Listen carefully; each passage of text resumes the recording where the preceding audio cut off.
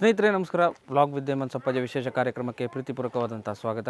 ಇವತ್ತು ನಾವು ಜಯನಗರದ ಚಂದ್ರಶೇಖರ್ ಅವರ ಮನೆಯಲ್ಲಿದ್ದೇವೆ. ನೀವು ನೋಡ್ಬೋದು, ಒಂದು ಟೈಮಲ್ಲಿ ಸುಮಾರು 3-4 ತಿಂಗಳ ಹಿಂದೆ ಈ ಮನೆಯ ಪರಿಸ್ಥಿತಿ ಹೇಗಿತ್ತು, ಈವಾಗ ಈ ಮನೆ ಹೇಗಿದೆ, ಊರಿನವರ ಎಲ್ಲರ ನಿಮ್ಮಗಳ ಸಹಕಾರ ಎಲ್ಲವೂ ಇತ್ತು. ಈ ಹಿನ್ನೆಲೆಯಲ್ಲಿ ಇವತ್ತು ಅವರ ಮನೆ ಚೆನ್ನಾಗಾಗಿದೆ.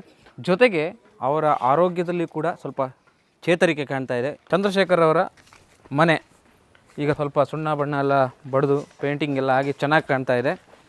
ಈಗ ನಾವು ಮತ್ತು ಪೇಂಟಿಂಗೆಲ್ಲ ಏನು ಮಾಡ್ತಾನೆ ಕೊಟ್ಟದ್ದು ಇಲ್ಲ, ಅದು ಹೇಗೋ ಒಂದು ದೇವರದೇ ಅಷ್ಟೇ. ಬನ್ನಿ ನೋಡಿ, ಈಗ ಮನೆಯ ಹಾಲಲ್ಲಿ ಇವತ್ತು ನೋಡಿ ಪೂಜೆ ಎಲ್ಲ ಆಗಿದೆ. ಚಂದ್ರಶೇಖರ್ ಅವರು ನೋಡಿ ಅವತ್ತು ಹೇಗಿದ್ರು ಈಗ ಹೇಗಿದ್ದಾರೆ, ಅವರ ಮುಖದಲ್ಲಿ ಎಷ್ಟೊಂದು ಗೆಲುವಿದೆ. ಸರ್ ಹೇಗಿದ್ದೀರಿ ಸರ್? ಚೆನ್ನಾಗಿದ್ದಾರೆ ನೋಡಿ, ಎಷ್ಟೊಂದು ಖುಷಿಯಿಂದ ಇದ್ದಾರೆ ಅವರು. ಆ ಒಂದು ಖುಷಿ ಗೆಲುವು ಅವ್ರ ಮುಖದಲ್ಲಿ ಕಾಣ್ತಾ ಇದೆ. ಈಗ ನಾವು ಮನೆ ನಮ್ಮ ತೋರಿಸುವ, ನಮ್ಮ ವ್ಯೂವರ್ಸ್ಗೆ ತೋರಿಸಲಿಲ್ಲ ಹೇಗೆ ಆಗಿದೆ ಇದು ಕೂಡ ಹಾಗೆ. ಈಗ ನೋಡಿ, ಇದೊಂದು ಹಾಲು. ಮುಂಚೆ ನೋಡಿ ಹೇಗಿತ್ತು ಅಂತ ಅನ್ನೋದು ಇನ್ನೊಂದು ಸ್ಕ್ರೀನಲ್ಲಿ ನೋಡ್ತಾ ಇದ್ರಿ. ಈಗ ಇದು ನೋಡಿ ಹಾಲು. ಮೇಲ್ಗಡೆ ನೋಡಿ, ಮೇಲ್ಗಡೆ ಎಲ್ಲ ಕಬ್ಬಿಣದ ರಿಪ್ಗಳು ಎಲ್ಲದಕ್ಕೂ. ಮುಂಚೆ ಮರದ್ದು ಇತ್ತು, ಅದೆಲ್ಲ ಕುಂಬಾಗಿ ಬೀಳುವ ಪರಿಸ್ಥಿತಿಯಲ್ಲಿ ಇತ್ತು. ಇವಾಗ ನೋಡಿ ಹೇಗೆ ಆಗಿದೆ ಅಂತ, ಭದ್ರವಾಗಿದೆ. ಎಲ್ಲ ಸೋರ್ತಾ ಇತ್ತು ಮುಂಚೆ, ಸೋರುವಿಕೆಗೆ ಎಲ್ಲ ಅವಕಾಶ ಇತ್ತು. ಈಗ ಹಂಚೆಲ್ಲ ನೀಟಾಗಿ ಕೂರಿಸಿದ್ದಾರೆ. ಇದು ಒಂದು. ಆದರೆ ಮುಂಚೆ ಅವರು ಈ ಭಾಗದಲ್ಲಿ ಮಲಗ್ತಾ ಇದ್ರು, ಇಲ್ಲಿ ಈ ಸೈಡಿಗೆ. ಇವಾಗ ನೋಡಿ ಈ ಕಡೆಗೆ ಮಲಗಿದ್ದಾರೆ. ಈ ಕಡೆಗೆ ಎಲ್ಲ ಚೇಂಜ್ ಆಗಿದೆ. ವಾಸ್ತು ಪ್ರಕಾರವಾಗಿ ಈಗ ಅವರನ್ನು ಇದು ಮಾಡಿದ್ದಾರೆ. ಇವತ್ತು ನೋಡಿ ಗಣಹೋಮ ಎಲ್ಲ ಆಗಿದೆ, ಎಲ್ಲ ಒಂದು ಕಾರ್ಯಕ್ರಮ ಆಗಿ.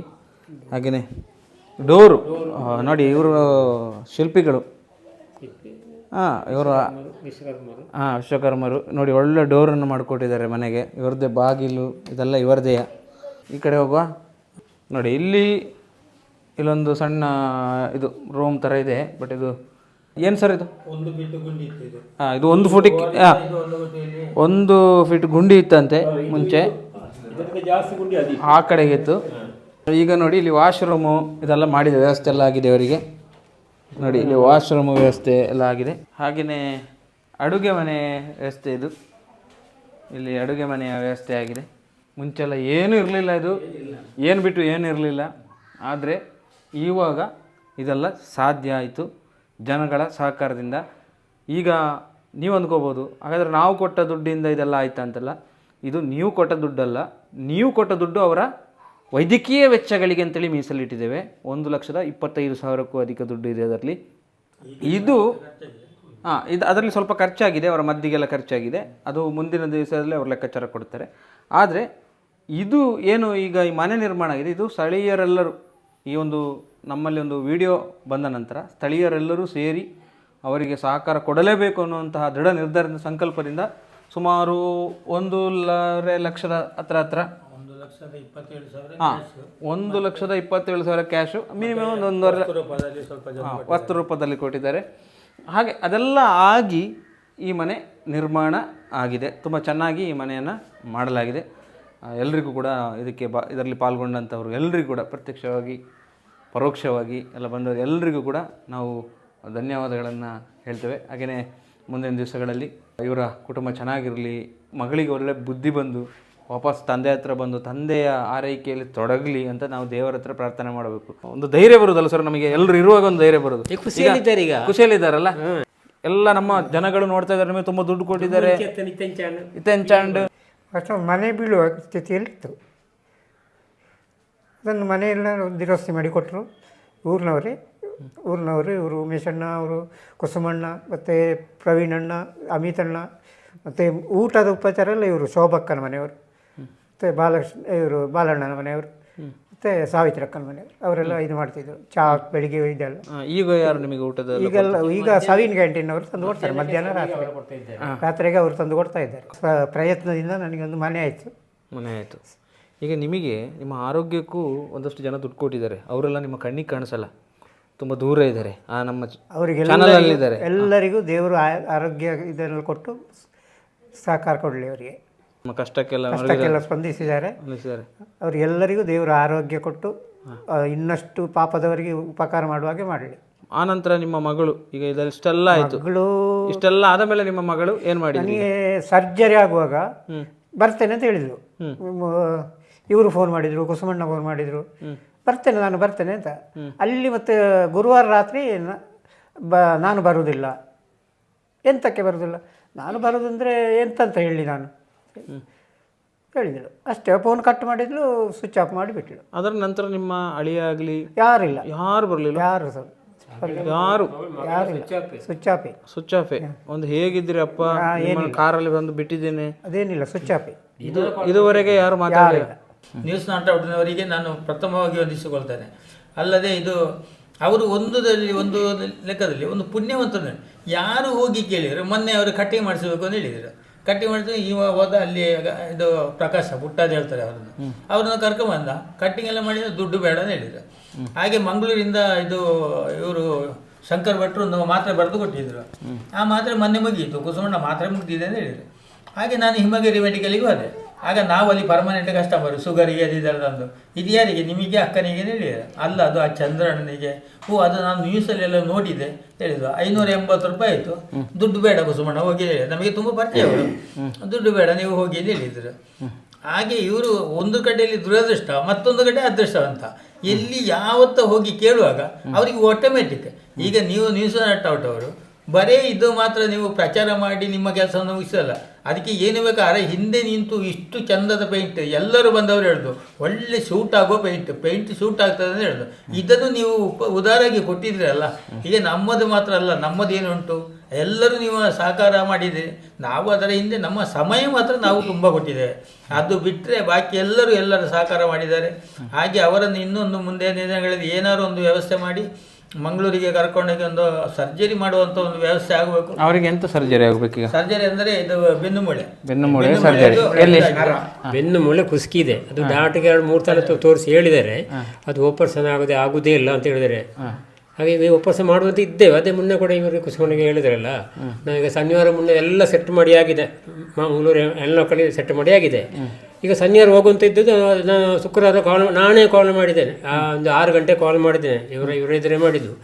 ಆಗ ಬರ್ತೀಯಲ್ಲ ಅಲ್ಲ, ಬರ್ತೇನೆ ಮಾವ, ನಾಳೆ ಬೆಳಿಗ್ಗೆ ಇರ್ತೇನೆ, ನೀವು ಹೋಗೋ ಮುಂದೆ ಇರ್ತೇನೆ ಅಂತ. ವಾಪಸ್ 10 ಗಂಟೆ ಕಾಲ್ ಅಂತ ಇವರಿಗೆ, ಅಪ್ಪನಿಗೆ ಬರಲಿಕ್ಕೆ ಆಗೋದಿಲ್ಲ, ನೀವೇನಾದರೂ ಬೇರೆ ಮಾಡಿ ಅಂತ. ವಾಪಸ್ ನಾನು ಆ್ಯಂಬುಲೆನ್ಸ್ ಎಲ್ಲ ಫಿಕ್ಸ್ ಆಗಿದೆ, ನಿಮಗೆ ಹೋಗೋದು ಅಂತೇಳಿ ಎಲ್ಲ ಸೆಟ್ಟಾಗಿ ಆಗಿದೆ. ಹಾಗೆ ಬರೋದು ಅಂತ ಹೇಳಿದ್ರೆ ಮತ್ತೆ ಎಂತ ಮಾಡಲಿಕ್ಕೆ ಆಗ್ತದೆ, ನಮಗೆ ಹೋಗಿ ನಿಲ್ಲಿಕ್ಕೆ ಆಗ್ತದೆ ಅಲ್ಲಿ. ಈಗ ನಾವು 1 ದಿನ 2 ದಿನ ನಿಲ್ಬೋದು, ಈಗ ವಾರಗಟ್ಟಲೆ ನಮಗೆ ನಿಲ್ಲಿಕ್ಕೆ ಆಗ್ತದಾ? ಈಗ ಹಾಗೇನೋ ಈಗ ಹೋಮ್ ನರ್ಸ್ ಅಂತ ಸಿಗ್ತಾರೆ. ಈಗ ಮಾತಾಡಿದ್ದೇವೆ ಎಲ್ಲ ನಾವು ಕುಸುಮನೆಲ್ಲ ಸೇರಿ ಎಲ್ಲ ಮಾತಾಡಿದ್ದೇವೆ. ಅದಕ್ಕೆ ಅವ್ರಿಗೆ 1,000 ರೂಪಾಯಿ ಕಡಿಮೆ, ಒಂದು ತಿಂಗಳಿಗೆ 1,000, ಅಂದರೆ ದಿನಕ್ಕೆ 1,000 ರೂಪಾಯಿ ಆಗಿ, ಒಂದು ತಿಂಗಳಿಗೆ 1,000 ರೂಪಾಯಿ ಕಡಿಮೆ ಆದರೆ 1,200 ರೂಪಾಯಿ ತಗೊಳ್ತಾರೆ ಅವರು. ಈಗ 15 ದಿನ 20 ದಿನ ಆದರೆ 1,200 ರೂಪಾಯಿ ಕೊಡಬೇಕು ಅವರಿಗೆ. ನಾವು ಇಲ್ಲಿಂದ ಕೊಡೋದು. ಈಗ ಇವರಲ್ಲಿ ಇದ್ದದ್ದು ಇವರಿಗೆ ಕೆಲವೆಲ್ಲ ಇದಕ್ಕೆ ಟ್ರೀಟ್ಮೆಂಟಿಗೆ ಸ್ವಲ್ಪ ಹಣ ಉಂಟು. ಈಗ ಟ್ರೀಟ್ಮೆಂಟಿಗೆ ಬೇಕು ಹೋಗಿ ಬರಲಿಕ್ಕೆ, ಅದಕ್ಕೆಲ್ಲ ಖರ್ಚು ಉಂಟಲ್ಲ. ಅದಕ್ಕೆ ಇವರ ಎಲ್ಲ ಕೆಲವು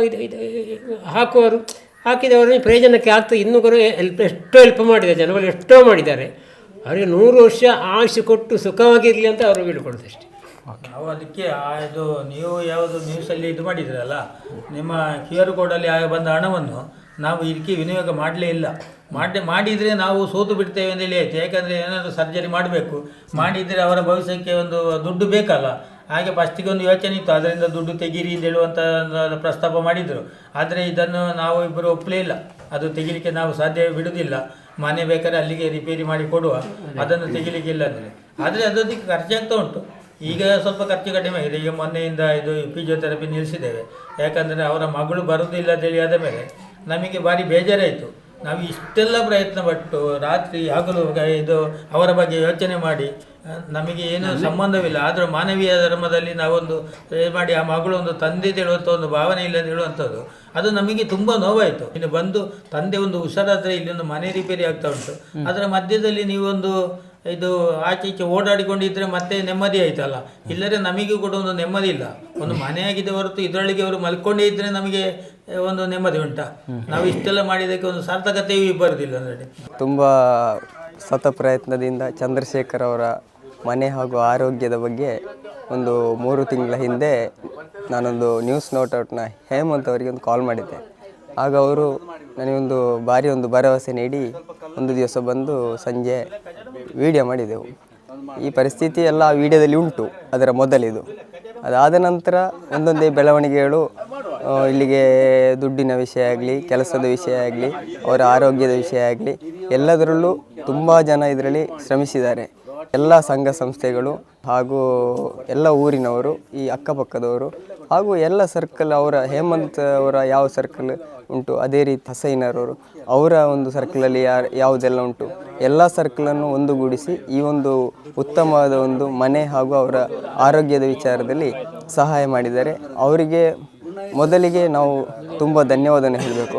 ಈ ವಿಡಿಯೋವನ್ನು ನೋಡಿ ವ್ಯೂವರ್ಸ್ಗಳು ತುಂಬ ಅಮೌಂಟು ಎಷ್ಟೇ ಆಗಲಿ ಅವರು ಹಾಕಿದ್ದು ಅದೊಂದು ತುಂಬ ಒಂದು ಉತ್ತಮವಾದ ಅಮೌಂಟು. ಅದರಲ್ಲಿ ಸುಮಾರು ಅಂದರೆ 20 ಲಕ್ಷ ಹತ್ತಿರ ನಮಗೆ ಕಲೆಕ್ಟ್ ಆಗಿದೆ. ಅದೇ ನಂತರ ಈ ಮನೆಯ ವಿಚಾರದಲ್ಲೂ ಸಾಧಾರಣ 1.5 ಲಕ್ಷ ಹತ್ತಿರ ಎಲ್ಲರೂ ನಮಗೆ ದಾನಿಗಳು ನೀಡಿದ್ದಾರೆ. ಅದೇ ರೀತಿ ಈ ಒಂದು ವ್ಯವಸ್ಥೆಗೆ ಬಂದು ನಿಂತಿದೆ. ಇನ್ನು ಮುಂದೆ ಅವರ ಒಂದು ಸರ್ಜರಿ ಹಾಗೂ ಅವರ ಒಂದು ಆರೋಗ್ಯದ ವಿಚಾರದಲ್ಲಿ ನಾವು ಮುಂದೆ ಆಲೋಚನೆ ಮಾಡ್ತೇವೆ. ಅದೇ ರೀತಿ ಈವರೆಗೆ ನಡೆದಂಥ ಎಲ್ಲ ಒಂದು ಉತ್ತಮವಾದ ಬೆಳವಣಿಗೆಗೆ ತುಂಬ ಜನ ನಮ್ಮೊಟ್ಟಿಗೆ ಕೈ ಜೋಡಿಸಿದ್ದಾರೆ. ಅವರಿಗೆ ಆ ದೇವರು ಆರೋಗ್ಯ ಹಾಗೂ ಎಲ್ಲ ವಿಚಾರದಲ್ಲಿ ದೇವರು ಅವರಿಗೆ ಉತ್ತಮವಾದ ಒಂದು ಸಹಾಯವನ್ನು ಮಾಡಲಿ ಅಂತೇಳಿ, ಹಾಗೂ ನಾವು ಇಲ್ಲಿಯ ಒಂದು ಪರಿಸರದ ಜಯನಗರ ಅಂತ ಹೇಳುವ ಪರಿಸರದಲ್ಲಿ ಅದೇ ರೀತಿ ತುಂಬ ಪರಿಸರದಲ್ಲಿ ಈ ಥರ ಸಮಸ್ಯೆಗಳು ಇರ್ತದೆ. ಅದಕ್ಕೆ ಆ ಊರಿನವರು ಹಾಗೂ ಯಾರೇ ಆಗಲಿ ಇಂಥ ವಿಷಯಗಳು ಇದ್ದಲ್ಲಿ ಒಂದು ಹೆಲ್ಪ್ ಮಾಡಿ ಅವರಿಗೆ.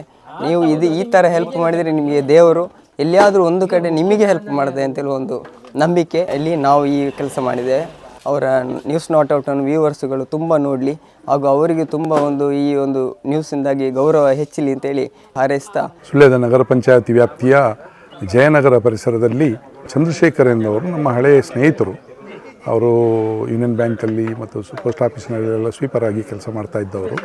ಅವರ ಮನೆ ಮತ್ತು ಅವರ ಆರೋಗ್ಯ, ಅವರ ಶ್ರೀಮತಿಯವರ ಆರೋಗ್ಯ ಸರಿ ಇಲ್ಲ ಅಂಥೇಳಿ ನನಗೆ ನ್ಯೂಸ್ ನಾಟ್ ಔಟ್ ಮುಖಾಂತರ ತಿಳಿದು ಬಂದು ನಾನು ಭಾರತೀಯ ರೆಡ್ ಕ್ರಾಸ್ ಸಂಸ್ಥೆಯ ಸಭಾಪತಿಯ ನೆಲೆಯಲ್ಲಿ ನಮ್ಮ ಕಾರ್ಯದರ್ಶಿಯಾದಂಥ ಹಸನಾರ್ ಜಯನಗರ ಇವರನ್ನು ಸೇರಿಕೊಂಡು ಅಲ್ಲಿ ಬಂದು ನೋಡಿದಾಗ ಮನೆ ಪರಿಸ್ಥಿತಿಗಿಂತ ಅವರ ಆರೋಗ್ಯದ ಪರಿಸ್ಥಿತಿ ಕೂಡ ಚೆನ್ನಾಗಿರಲಿಲ್ಲ. ಅವರ ಶ್ರೀಮತಿಯವರಿಗೂ ಕೂಡ ಆರೋಗ್ಯ ಸರಿಯಾಗಿರಲಿಲ್ಲ. ಸೊ ಊರಿನವರು ನೆರೆಕರೆಯವರೆಲ್ಲ ಸೇರಿಕೊಂಡು ದಾನಿಗಳ ಮುಖಾಂತರ ಮನೆಯನ್ನು ಪುನಃ ರಚಿಸುವುದು ಅಂತ ಮಾಡಿ ಈ ದಿನ ಯುಗಾದಿಯ ಈ ದಿನ ಅದನ್ನು ಕಂಪ್ಲೀಟ್ ಮಾಡಿದ್ದೇವೆ. ಒಂದಷ್ಟು ಮಂದಿ ಸಹಕಾರ ಕೊಟ್ಟಿದ್ದಾರೆ, ಹೆಸರು ಹೇಳಿದರೆ ಉದ್ದಾಗ್ತದೆ. ಸೊ ಸಾಕಷ್ಟು, ಅದರಲ್ಲಿ ವಿಶೇಷವಾಗಿ ನಾಗರಾಜ್ ಮೇಸ್ತ್ರಿ ಅವರ ನೇತೃತ್ವದಲ್ಲಿ ಅವರು ನಾನೆಲ್ಲ ಮಾಡ್ತೇನೆ, ಆಮೇಲೆ ನೀವು ನಿಮ್ಮಷ್ಟು ಆದಷ್ಟು ದುಡ್ಡು ಕೊಡಿ ಅಂತ ಹೇಳೋ ನಿಟ್ಟಿನಲ್ಲಿ ಈಗ ಮನೆ ಕೆಲಸ ಪೂರ್ತಿಯಾಗಿದೆ. ಮೊದಲು ಮನೆ ಪರಿಸ್ಥಿತಿ ತುಂಬ ಕೆಟ್ಟದಿತ್ತು.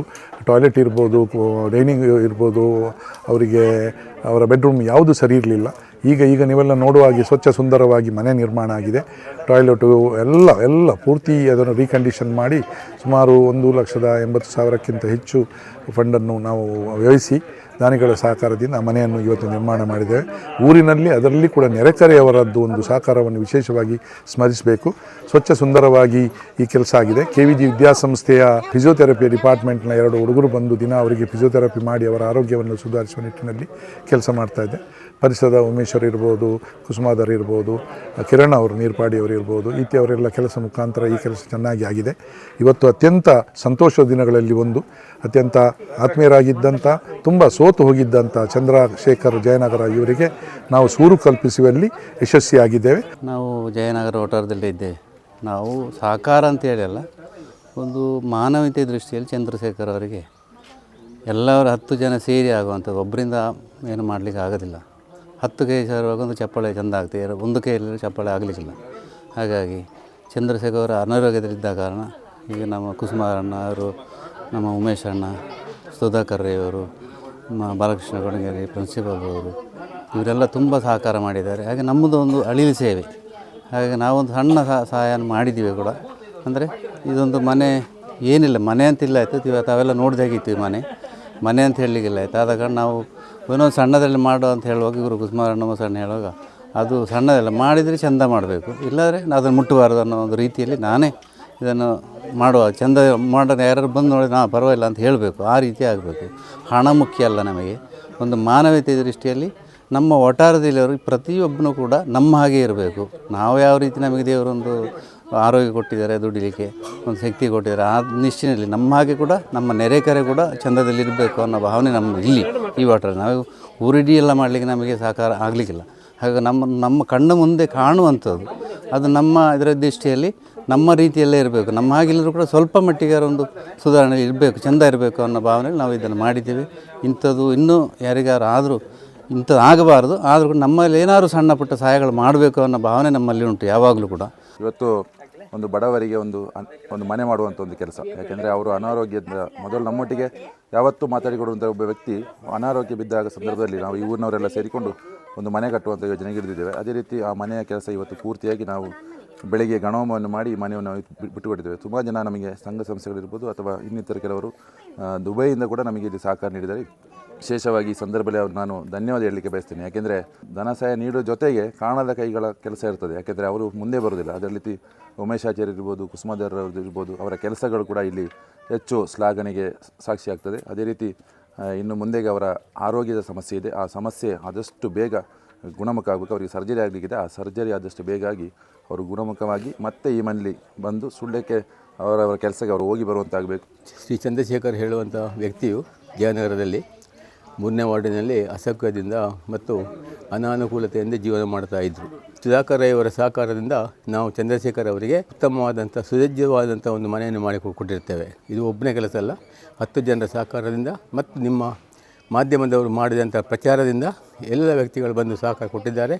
ಇನ್ನೇನಿದ್ರೂ ದೇವ ಪ್ರಯತ್ನ ಅಷ್ಟೇ, ದೇವರೇ ಮನಸ್ಸು ಕೊಡಬೇಕಷ್ಟೇ ಮಗಳಿಗೆ ಕೊಟ್ಟು ಈ ಅಸಹಾಯಕ ಸ್ಥಿತಿಯಲ್ಲಿರುವ ತಂದೆಯನ್ನು ಒಂದು ಆಪರೇಷನ್ ಟೈಮಲ್ಲಾದರೂ ಸ್ವಲ್ಪ ಬಂದು ಅವರಿಗೆ ನಿಂತರೆ ಒಳ್ಳೆಯದು ಅಂತೇಳಿ ಮನೆಯವರು ಬೇಕು ಅನ್ನುವಂಥ ಕಾರಣಕ್ಕೆ. ಏನು ಸರ್, ಈ ಟೈಮಲ್ಲಿ ಮನೆಯವರು ಬೇಕು ಅಂತ ಹೇಳುವಂಥದ್ದು. ಯಾಕೆಂದರೆ ಈ ಆಪರೇಷನ್ ಮಾಡುವಾಗ ಬೇರೆಯವರು ಬಂದು ಮಾಡಲಿಕ್ಕೆ ಪರ್ಮಿಷನ್ ಕೊಡೋದಿಲ್ಲ, ಸಿಗ್ನೇಚರ್ ಬಂದು ಕುಟುಂಬದ ಸದಸ್ಯರಿಂದ ಬರಬೇಕಾಗತ್ತೆ. ಈ ಹಿನ್ನೆಲೆಯಲ್ಲಿ ಆಪರೇಷನ್ ತಡ ಆದರೆ ಅದು ಅವರಿಗೆ ಅವರ ಅನಾನುಕೂಲ ಆಗ್ತದೆ. ಹಾಗಾಗಿ ಅವರು ಸ್ವಲ್ಪ ಸಹಕಾರ ಈ ಟೈಮಲ್ಲಿ ಕೊಡಬೇಕು ಅಂತ ನಾವು ಕೇಳ್ಕೊಳ್ತಾ ವಿಶೇಷ ಕಾರ್ಯಕ್ರಮ ಮುಗಿಸ್ತೇನೆ. ಧನ್ಯವಾದಗಳು, ನಮಸ್ಕಾರ.